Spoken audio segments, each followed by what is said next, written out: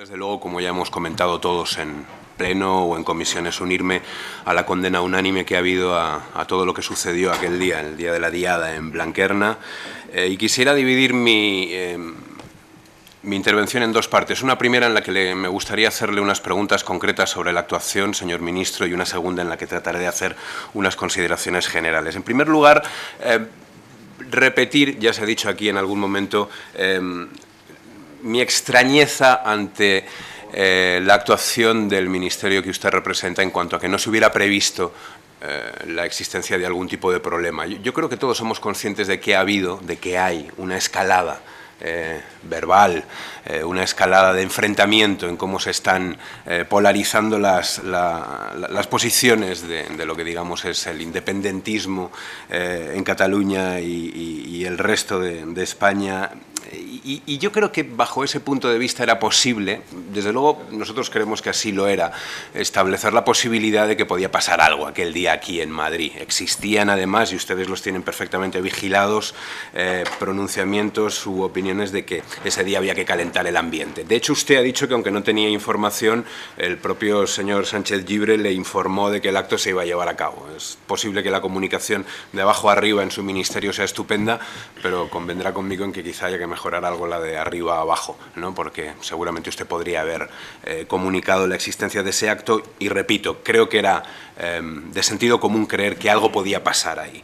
En segundo lugar, preguntarle, porque es obvio, y estos grupos se manejan muy bien en esos lugares, preguntarle por cómo se hizo el trabajo de detección en redes sociales. Estos grupos son especialmente activos en esas redes. Supongo que ustedes tendrán a un grupo especial de la policía trabajando para detectar cuáles son sus movimientos y cabría preguntar si no se había detectado esa convocatoria, aunque parece ser que sí que estaba en marcha. Fue la plataforma España en Marcha quien la convocó y si ustedes, como dicen, los tenían todos perfectamente vigilados, y es así. Y además creo que hay que felicitar a la Policía Nacional por la prontitud de cómo detuvieron a estos personajes. ¿Por qué no se llevó a cabo esa labor de prevención?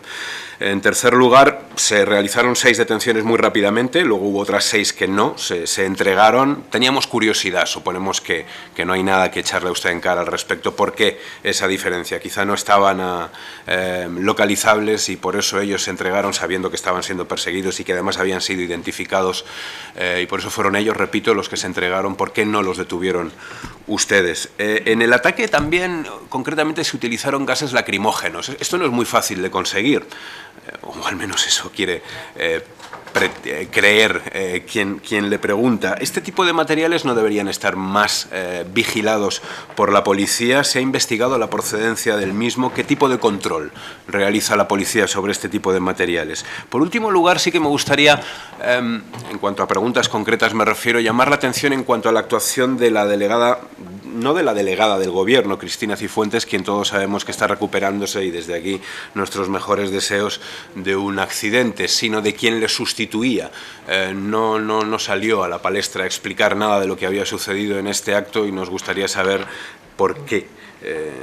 Porque esta institución de repente desapareció, esta institución que debiera haber estado ahí dando una explicación a todos los españoles de lo que había pasado y de lo que se comenzaba a hacer al respecto.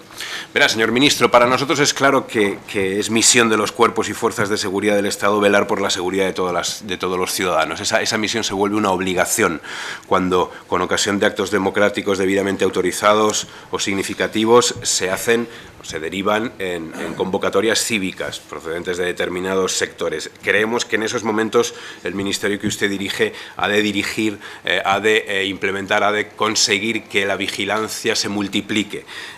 De lo contrario, se producen estos fenómenos que nos avergüenzan a todos y que nos indignan. Pero también, y no quiero utilizar esta expresión, también porque esta expresión además es muy mal utilizada a menudo, aquella expresión de baja intensidad. La que querría utilizar es la de todos los fenómenos, todos y siempre. Se hablaba aquí, y ahora me referiré un poquito a ello, a la quema de banderas constitucionales, al no cumplimiento a veces de la legalidad, poniendo la bandera en el lugar que corresponde en el ayuntamiento que sea, y desde luego con lo que sucedió aquel día en Blanquerna. Pero me parece importante repetir que es necesario que condenemos y que seamos igualmente fuertes en la actuación policial en todos estos fenómenos, tengan la intensidad que tengan, porque de lo contrario lo que estamos haciendo es casi, si quiere usted, alentar a los ejecutores a que aumenten la intensidad de sus acciones.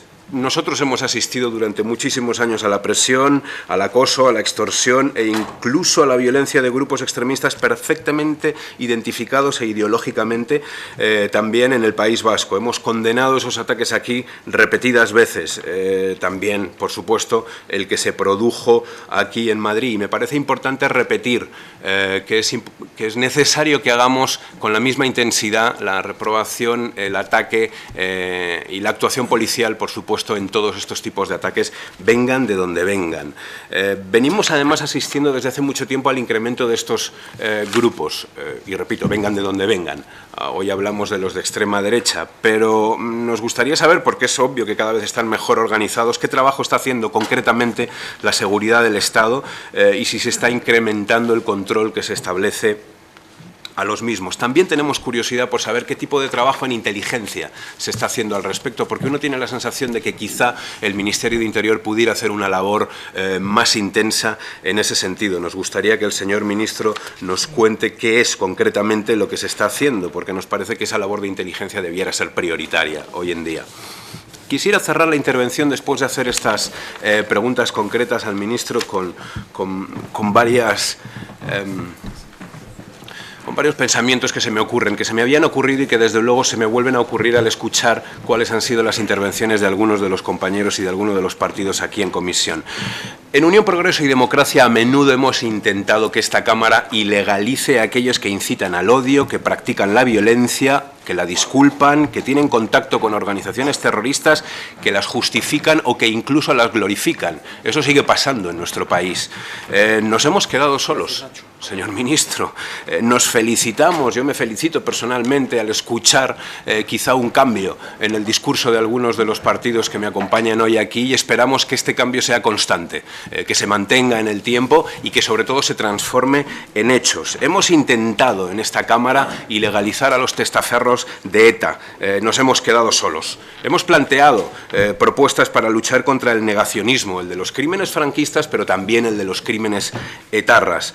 Nos hemos quedado solos. Hemos pedido que se modificara el Código Penal para facilitarlo. Existen herramientas en el Código Penal, en la Ley de Partidos, que permitirían hacer este trabajo, pero también es cierto que la propia Fiscalía del Estado dice en sus informes que el Código Penal, en lo que se refiere a este tipo de comportamientos, es mejorable. Es decir, nos faltan herramientas para conseguir que suceda de verdad lo que muchos de mis compañeros y yo mismo y mi partido a menudo en esta Cámara, en la Comisión y en el Pleno hemos pedido: la ilegalización, contribuir a la desaparición de este tipo de partidos y de este tipo de grupúsculos. Pero lo que quisiera pedir es que todo esto nos gustaría que no se quede en palabras vacuas, en hechos vacíos, en sobreactuación aquí en comisión o en el Pleno y luego nada más. Es decir, que hagamos nuestro trabajo. Nuestro trabajo es el de crear herramientas, proponer leyes para que todo esto se pueda llevar a cabo. Nos felicitamos, repito,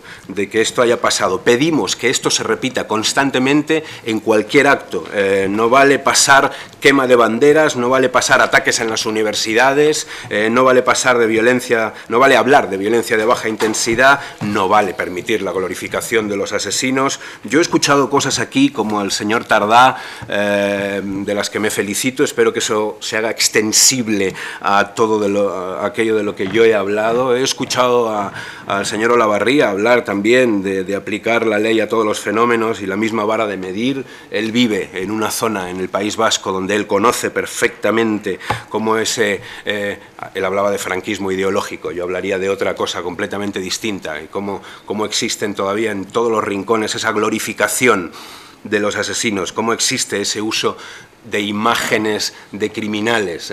Yo le invito a seguir con la misma intensidad que ha utilizado hoy al trabajo que puede realizar allí en el País Vasco para que esto acabe.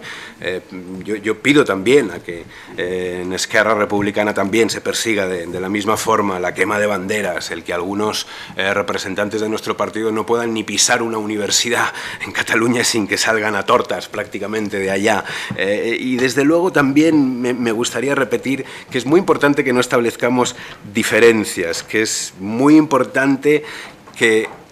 Y permítame, porque de repente recuerdo algunas de las frases que escuchamos cuando llevamos a pleno el intento de ilegalizar a Amaiur, pero es que yo he estado escuchando hoy aquí a Convergencia y Unió, a Esquerra Republicana, al PNV, a Izquierda Unida, que se deben ilegalizar este tipo de partidos, y sin embargo he escuchado también cómo estos mismos partidos decían en pleno que nosotros nunca deberíamos instar a que se ilegalicen estos partidos, que la Cámara, que el Pleno, que el Parlamento en definitiva no está para esto. Bueno, yo creo que sí que está. Yo creo que el Parlamento, nosotros estamos para proteger la democracia y desde luego para proteger la vida y la seguridad de las personas. Y creo que en esto no hemos de admitir ni la más mínima cosa. Hay que recordar que ya existen partidos fascistas, partidos que alientan la xenofobia en nuestro país y que tienen representación, no parlamentaria, pero sí en algunos ayuntamientos.